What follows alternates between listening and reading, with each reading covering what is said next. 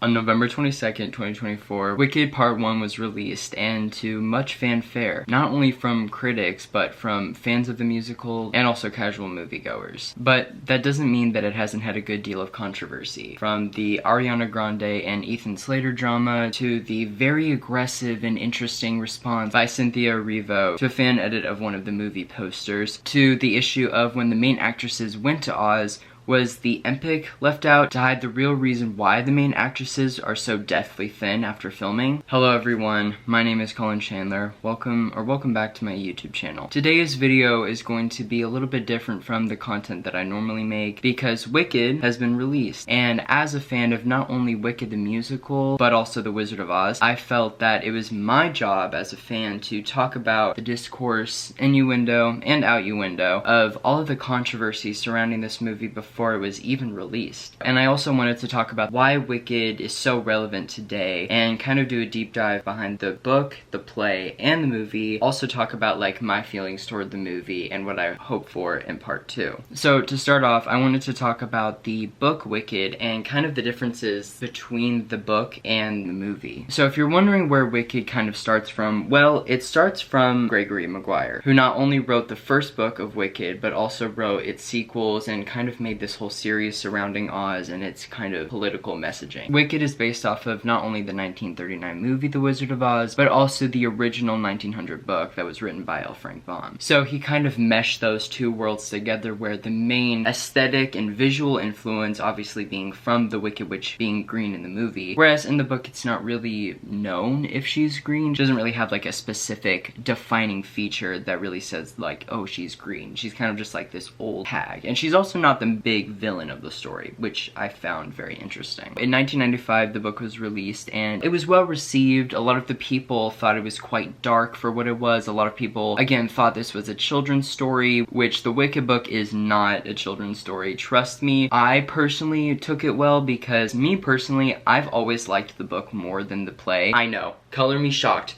Throw me up, stone me. I have just always liked the more darker sides of Oz. And again, I also like the political implications of the book. And also in the book, Elphaba actually does do very wicked, bad things. In the play, she doesn't. In the second act, we're supposed to believe that she's this wicked witch and she's supposed to be feared. It does say in the play that she hasn't been seen in like 20 years or whatever, and to that I say, why are people so scared of someone that we haven't seen in 20 years? That just doesn't make any sense to me. In the book, she actually does do wicked things, and it makes more sense why she would be feared. I also love the ending of the book more than the play. Even when I saw the play originally when I was 7 years old, I never really liked how Elphaba didn't die and went off with the Scarecrow. In the books, the Scarecrow is supposed to be the new ruler of the Emerald City, not Glinda. I just thought it was really weird that the Scarecrow ends up leaving with Elphaba when it's like, that's not how it's supposed to happen. I think that Elphaba dying, though, is probably the ending that I wish happens. I think it just proves the point of how if people are misunderstood and are pushed to do these evil things, then that is what they become. How often do we see people be misunderstood and treated terribly, and then it leads to their death? You get what I'm saying, but that's just me. So in 2003, there was this issue of they wanted to make Wicked into a movie, but then they decided to make it into a play. However, there was still interest in making a movie. Now, 21 years after the play debuted on Broadway, the movie has finally come to fruition. What were people's responses? Well, if we look on TikTok, we can see a lot of people appreciate the messaging of the movie, not only because of its uniqueness in telling an original story through The Wizard of Oz, whereas with The Wizard of Oz, we normally get kind of a retelling of the same old story, but also the political implications of the story. The Wizard of Oz has always been political. In the original book, there's a lot of hidden messaging. It was made in 1900, which was coming off of the Dust Bowl era, where there was a lot of political issues and a lot of declining in money and different things like that. However, Baum never admitted to The Wizard of Oz being this like big political allegory, but even if that wasn't his intention, it still is there for interpretation, even if that wasn't his main goal. And with these theories, Wicked, the book, is very political. Gregory Maguire himself said that he wanted to make a book that kind of talked about why people become wicked and what can cause someone to do these wicked things. The main conclusion of this is that it's led by misunderstanding and a common enemy. If you give people a good enemy, then everyone can band together. And how funny is that, considering the climate that we're in today? Enough about the whole political thing behind it. How was the movie. The movie I thought was actually really good. I did listen to the soundtrack when it debuted because I was unfortunately not able to see the movie on the 22nd. I saw it today, which today is the 27th. So, you know, I had to wait a long time, but it's fine. You could really tell that the actors and the people behind this really cared about the story, and that is something that we haven't had a lot in movie musicals recently. Mean Girls?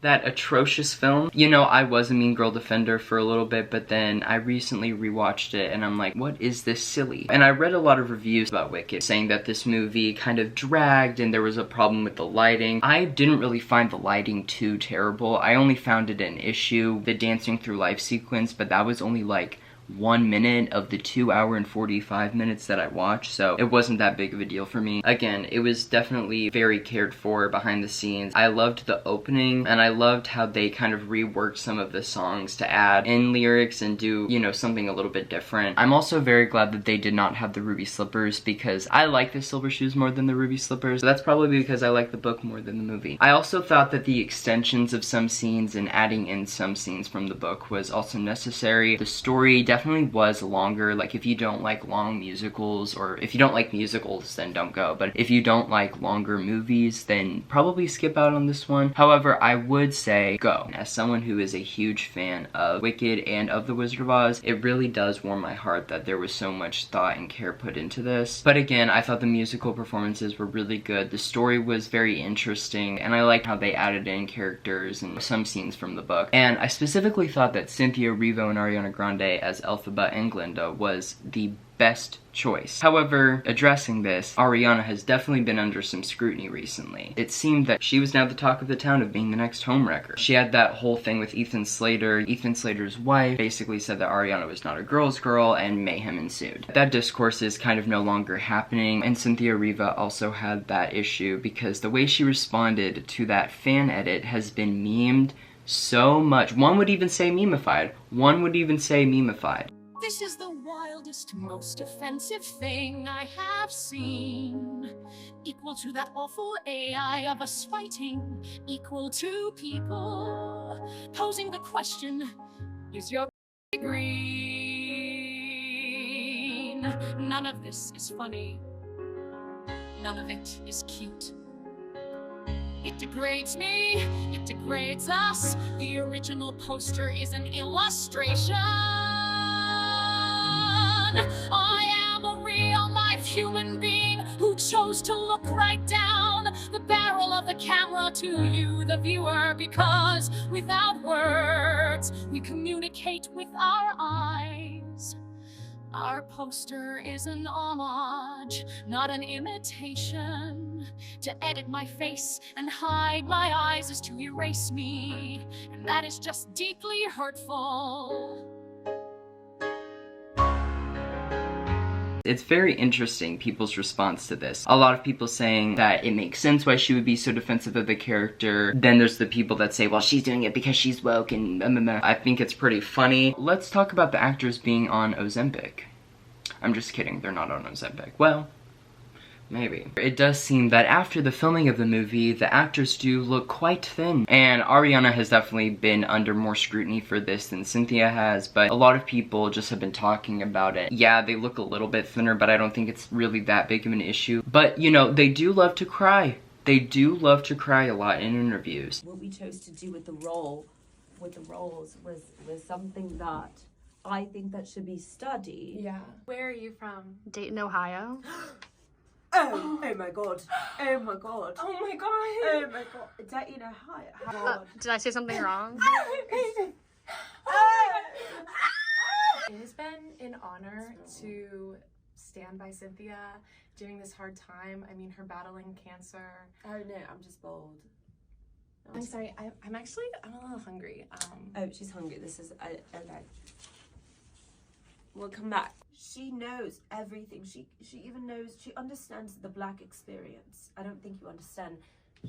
She's a chameleon. She's a shapeshifter. She knows more about being black than I would say even I do. Okay. We need to go potty. Okay, I love you. I love you. Nobody in all of my... Girl, you know I hate that.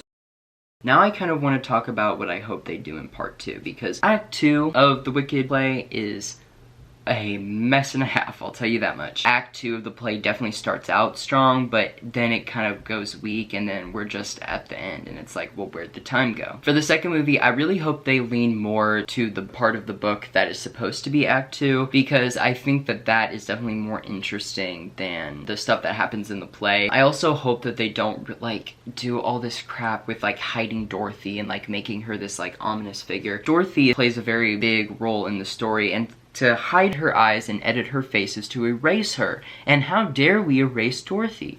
That is so disrespectful. I know that they're probably gonna follow the play more. Again, like I said, I just really hope that they follow more of the book. So those were my thoughts on Wicked. Again, this was a very different type of video for me to make. I don't normally make like commentary videos or reviews. I did do a review in 2020 about The Wizard of Oz.